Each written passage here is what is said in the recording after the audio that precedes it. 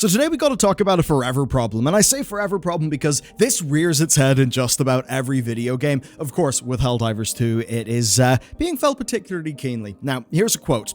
"A game for everyone is a game for no one." That is the motto of the Helldivers creator Arrowhead Studios, and at launch, this basically meant that friendly fire, ragdoll bullshit, PvE first, just everything that this game was doing was pretty much what people wanted. It was a game that felt new and different, I suppose, in a way that might make somebody think about From Software. They are just making the game that they want without that much compromise, at least it's outwardly apparent, and that is a praiseworthy thing. Problem is, though, Arrowhead are now having to run their live service, and running your live service is very different from running your launch. They're right into the meat of it, and staying true to that motto is not easy for them. Like, objectively, it's not easy. Just take a look at the recent increase in negative reviews. Indeed, over the last 30 days, you're looking at about 10,000 reviews being 53% negative, and that is, of course, following the escalation of Freedom update. Of course, you usually think about an update like that. It's got new bells and whistles, cool things to play with, so obviously this is not the result that you want. Though I've got one that you will, so here's the latest edition of Loading Screen over on Bellular.games. In it, we dive into the many 2025 game delays and the very unfortunate saga of a mod that Activision killed, and they did so just like 2 days before the launch, which certainly will sting. So the deal is over there. You get loads of exclusive content. We publish Loading Screen every day. It's our daily newsletter, so that's one way you can just always be up to date with the content that we're making. There's just loads of stuff that we can't fit onto the channel. That's where it is, and by supporting us over there, you basically help us be secure and sustainable for the future, not having to rely on algorithms and, well, bullshit. So thank you for all your support, and with that said, let's get into the story. So because of all this, we've once again got some words from the game director. I'm just going to do a quote here. So the game director said, "What matters most now is action, not talk," and the bigger quote is this. "In short, we didn't hit our target with the latest update." And in the rest of what he said, he basically says that there's some things that they just messed up, but then also there are some fundamental inconsistencies in their approach to game balance and game direction. And that means that they're now kicking off a 60-day period where they're going to be addressing player concerns around balancing, excessive ragdolling. I don't know if you've seen the videos, but yeah, those new enemies just launching people halfway across a map, that maybe isn't great. Also bug fixes, also performance, and then reworking the chargers, which are pretty much the most commonly complained about enemy in the game. And they're also taking some more proactive moves, like trying to build a test environment for opt-in players and regular surveys and blogs to actually explain their changes.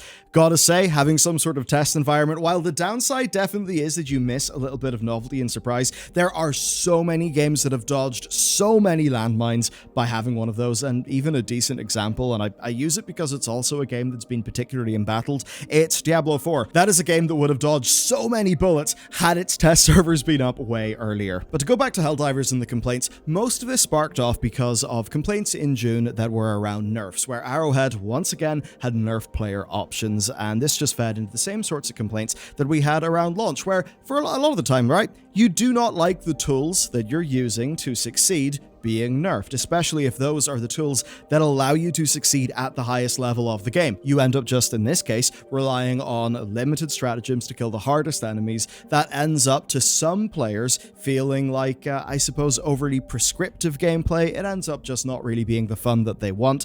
And if they're not having the fun that they want from the game on the harder difficulty, which they want to play because it's the hardest difficulty with the most rewards, then they're obviously going to feel bad when they're playing the game. And then you're probably also thinking, hang on a second, why is this happening again? It was only like 2 months ago that the developers said they would be a little bit more careful in considering the community feedback. Well, in order to try and understand this, the CEO, Shams Rajani, has basically talked on the Helldivers Discord. This was serviced by PC Gamer, and his answer here is fairly simple. It was just not a case of having the June update and then starting again from zero. A lot of these plans had actually been in motion for a while, so here's what he shared with people. "We have long lead times on development. What you see is the result of weeks and months of development work. Some changes take time before they show. Not a whole lot of time has passed between now and the June balance round, and most people are still on vacation." Now, of course, since these are rationales, not excuses, he did then explain essentially that they do want players to be happy and to be satisfied and to actually feel heard, even if they're not getting exactly what they want. This is what he said. "We still need to improve a lot in understanding what players want and marry that to the development process. We want every release to be a step in the right direction, constant improvement. I don't think we feel this was that, so we need to do better, but it's also clear that just me talking about it isn't enough. Actions matter." That absolutely is true, but he also points out another downside to this whole situation where, for the developers themselves, this is actually a really disappointing thing, because of course they're not just working on a single weapon nerf, right? They're making new missions, new enemies, things like that, and those just don't get talked about because people are talking about the nerfs that immediately feel bad. And so Arrowhead ends up in a situation where nerfs are being talked about, but just about nothing else is, and that means that the excitement that should be coming from their new content, that's not really achieving cut through with the audience, which is obviously not ideal. Now this does also kind of bring me back to the Arrowhead motto, right? The developers saying that they're not making a game for everybody, that a game made for everybody is also a game made for nobody, and in some ways this can be clear in the complaints. So a game like Helldivers 2 will have loads and loads of different players, right? Those players will be playing the game in fairly different ways, and you're going to have some sorts of feedback from different segments of that player base. The typical example that I always go to is the character of Reinhardt in Overwatch, because he's a perfect example. So Reinhardt at the highest levels of play is often not really a great character because a good player can just play around him super easily. However, Reinhardt does really, really well in the hands of less skilled players at lower skill ratings because just his mechanics, right? That's a player base that won't really be able to outplay Reinhardt as much, which means that his fundamental strengths of his big hammer, his good ultimate and all of that, and people not really knowing how to outposition him, that just means that he'll do really good at the lower end. And so we essentially see similar dynamics across so many different games.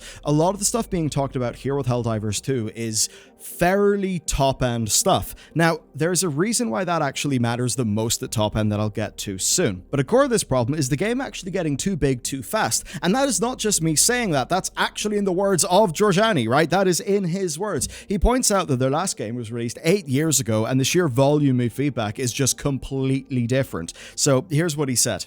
So what happens when the game you release ends up catering to a much bigger, different perhaps, audience than you intended? I don't have the answer, but it's being discussed like crazy. We want to make as many Helldivers players happy, of course, but we know that the 3 hours a week casual dads play differently and want different things than the 30 hours a week CR 9 to 10 crowd. We haven't figured this out, and it's really new territory for us. So that, everybody, is the most important context here, because when you have a big viral success, it's easy to lose sight of that. I mean, even when you look at a game like, say, Elden Ring, and you can see it getting absolutely glowing reviews everywhere, you then take a look at the Steam scores, and actually you do see plenty of people leaving negative reviews for a game like Elden Ring because, yeah, while it might be an amazing game, it's actually grown so big and it's captured their money, and they've realized actually it's not even the kind of game that they would want. But again, going back to Helldivers, this is one of the core problems that they're struggling with, and right now it's particularly hard because Arrowhead is a small team. Like, as far as game teams go, it's a small team, though it is one that's been growing. Now, they've had a problem where basically technical issues have existed for months because this was such a successful launch that they just kept on having to work. They never really got to stop, catch their breath, and reassess things. Of course, as well, it's the summer, and that does mean important summer breaks. And where that's hard is that your players are not really taking a break from Helldivers 2, and maybe the people that went and did some of those balance changes, they just have the game sense, the knowledge of a particular nerf or buff or weapon. Well, they could just not be in the office, and all of that stuff makes it harder to get the balance right. Now, to talk about feedback volume, this really does just show how insane things have been for Helldivers 2. So the original console-first game, that on PC, never reached concurrence of more than 7,000 players, and it mostly settled in for spikes of about 1,000 plus concurrence, again, like just depending on, seasonality, state of the war, all of that stuff. Now that's like a small village worth of people, and tailoring your updates to the feedback of a small village worth of people is really quite a bit easier. Of course, though, with Helldivers 2, things have been more successful, and I think we can reasonably assume that Sony and Arrowhead thought it would be more successful. I mean, they gave it 7 years of development time. Now, Helldivers 1 sold 4 million copies by 2024. That's over 9 years. Helldivers 2 sold 12 million copies in just 3 months. So if you're making a business plan and you're incredibly optimistic and you're trying to forecast your player numbers, you might hope for like double the launch sales of your sequel, maybe triple or something, but to treble your lifetime sales within a matter of months is absolutely bloody insane. Like, they have more players for this game than there are people in their home country. Now, many will also say that, the numbers have really cratered since then. I guess what I'll say to that is, if you take a look at the player numbers of most games, they do tend to drop to around 10% of their initial launch numbers for regular play outside of a major patch release or something like that. That's actually just where most games end up. Now, there are some games that buck that trend. Most of those games are older. Maybe those are your GTAs, your Counter-Strikes, PUBG, things like that. Now, most of those games have got some sort of highly replayable competitive element. Most of them are PvP, and most of them in a way are treated as if they're a sport by their player base. And so with concurrents that are bouncing from around 25k to 50k depending on the time, it's not just pretty good, that is very good. That definitely says that this is a game that is not really at risk of dying anytime soon. Now, of course, if they make a whole bunch of really, really unwise decisions, they could run it into the ground, yes, but what it is one of the top 50 games on Steam easily. It's frequently fluctuating in and out of the top 25, and it's also quite literally the second most successful game released on Steam this year. Most developers would kill for the numbers that it has even right now, and that's what brings me back to Giorgiani's statement on different types of players. All of these players are generating data, and that data is how Giorgiani knows that different players across the spectrum behave in different ways. They can look at the pick rates for stratagems, for weapons across all of the different difficulties and enemy types. So when he says the 3-hour-a-week dads and the 30-hour-a-week hardcore players, yeah, those are fairly different groups of players. They're all playing the game, they're all customers in an equally valid way, they're all using the same toolkit, but they're using that toolkit in different ways against different enemies with different balance. But in terms of player feedback, it's almost always the case that the most deeply embedded people are those who are most likely to leave, Discord comments, Reddit posts, Steam reviews, that sort of thing. Like your fair weather players who are just chilling and who are mostly disconnected from the actual, real deep game community.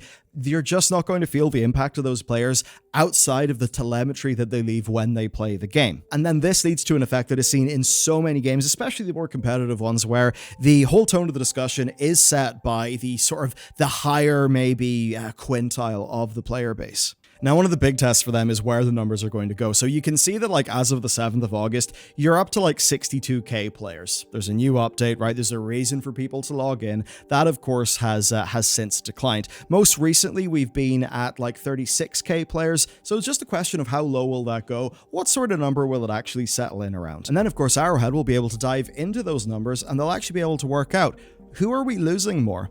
Are our fair weather players continuing to just log in, have some fun, log out, play a few hours a week? Is that number growing? Well, maybe the top end number is losing out. Now, of course, Arrowhead's data is far better than what we get there in Steam. So, as an example, if they are seeing more people around the CR 9 and 10 rating, if they're seeing those people drop out, but they're still seeing super healthy numbers for other difficulty levels, that'll start to tell them where the real problems are. And if I was to pull this whole thing back to some fundamentals, number one thing, harder difficulties put balance on an absolute goddamn knife edge. This is something we see in, say, World of Warcraft with its Mythic Plus dungeons.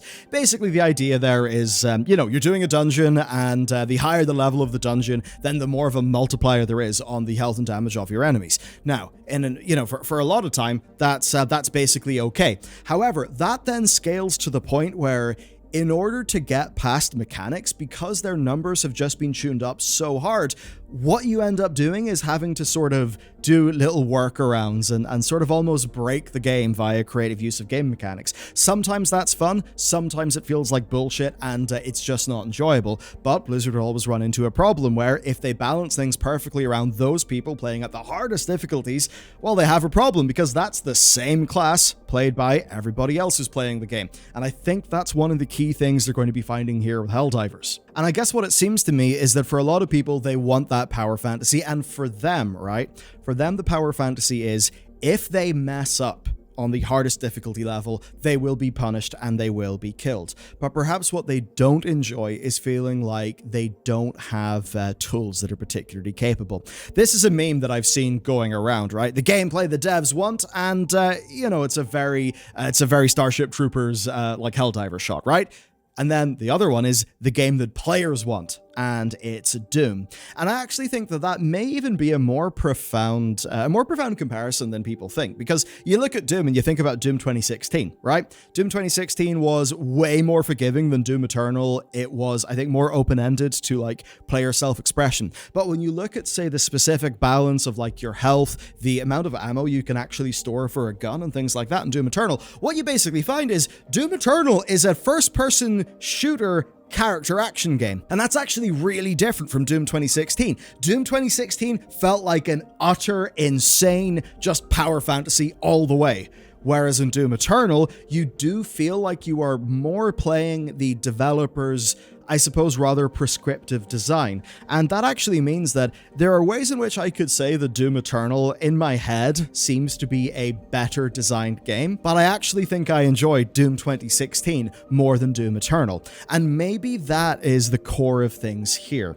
Maybe their nerfing is just getting a little bit too prescriptive, and it's turning it away from playing Doom 2016 on a very hard difficulty, and it's turning it more into a Doom Eternal on a very hard difficulty. And there's a subtle difference there that is quite profoundly felt when you're actually playing the game.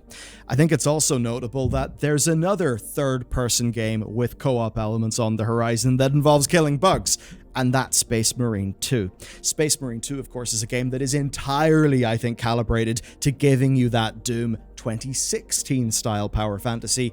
Whereas, of course, with Helldivers 2, they are giving you that power fantasy, but of course, if you go and you watch Starship Troopers, that's not always great for the humans. Like, the whole point is you are supposed to die. It's why in Helldivers 2 they took so many elements from the milsim genre, and I think for people they used them in a different context. It made them feel real fresh. And so I think things like the ammo management, the movement, the friendly fire, doesn't really seem like people are complaining about that to me. It just seems that there are specific things in how the very hardest, the hardest content in the game is played, where people don't feel like their tools are up to the job. That leads to everybody saying, don't nerf, just buff. Now, that I do disagree with, right? Because sometimes something could actually be so powerful that it feels like it's the only viable tool. And then there's a problem when you're a dev, because what do? Do you tune your content around the tool that you know all your players are actually using? Or do you try to have your intended level of difficulty and then have a balanced toolkit for players so that they actually have choice and they don't feel like they're railroaded into using the one or two OP things in the game?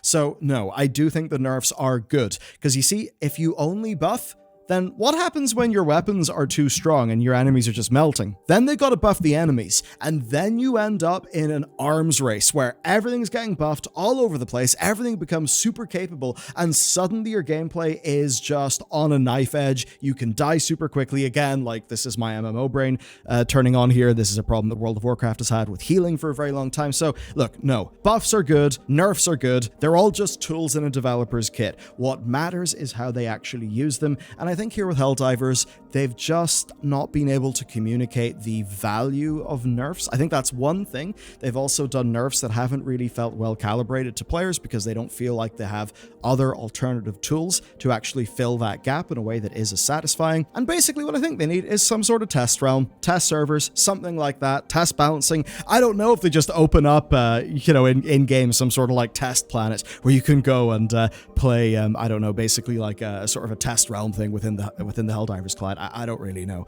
Point is, though, I think that for the vast majority of the player base, devs doing some balancing the way they've been doing is probably okay. But when the stakes are high, when the numbers are all juiced up and things are extremely difficult for the top end of players, I think it's absolutely vital that these things are coming in a little bit more battle tested. We can have a long discussion about, is this fair for the developers or not, or whatever, but ultimately I would say, well, we got to be pragmatic. This is a problem that they're facing, so what is going to be the most useful solution to that problem that gives the devs tools to actually foresee these problems? Because they're not going to be perfect from here on out, because they are human. So the reason why a test server is good is it means they can make some of their mistakes in public, get feedback, and they can then make sure that whenever a design goes live, it's in a decently battle-tested way where it's not just pulling the rug out from underneath a player strategy. So they don't feel like, congratulations, it's patch day, and the thing you enjoyed is no longer viable, and now you feel bad. Which is not what you want players to feel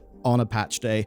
I mean, hell, I've talked about WoW stuff, we've even talked about Diablo in today's video, and is that not just typical of the sorts of problems that Diablo 4 ran into during, like, especially the first 6 months of its life? So, let me know what you think about this, and I suppose good luck, Arrowhead.